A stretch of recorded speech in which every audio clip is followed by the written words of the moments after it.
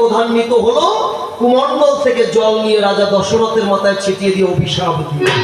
মনে পেয়ে মনস্তাপ রাজা দশরথকে দিল অন্ধমণি অভিশাপ, তুমি একদিন হবে আমার মতো পুত্রহারা বাপ।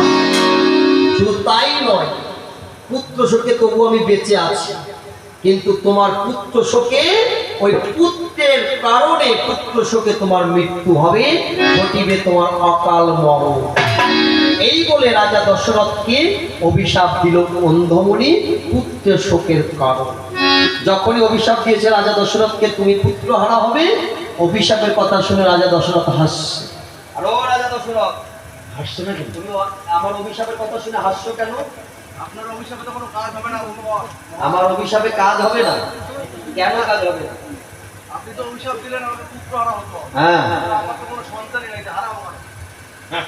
বুঝলাম না ব্যাপারটা। একটি মাত্র সন্তান লাভের আশায় আচ্ছা, আমি এক এক করে 749টি বিবাহ করেছি মাত্র। আচ্ছা, তারপরে একটার ঘরেও কোনো সন্তানাদি পাইনি। এই জন্য তুমি অভিশাপ শুনে হাসছো। আপনারটা নিষ্ফল অভিশাপ হয়ে যাবে। মানে তোমার কোনো পুত্র নেই, তাই আমার অভিশাপ কাজে লাগবে না, তাই তো? এটাই বলতে চাইছি। আমার নাম কি জানো? আমার নাম অন্ধমণি।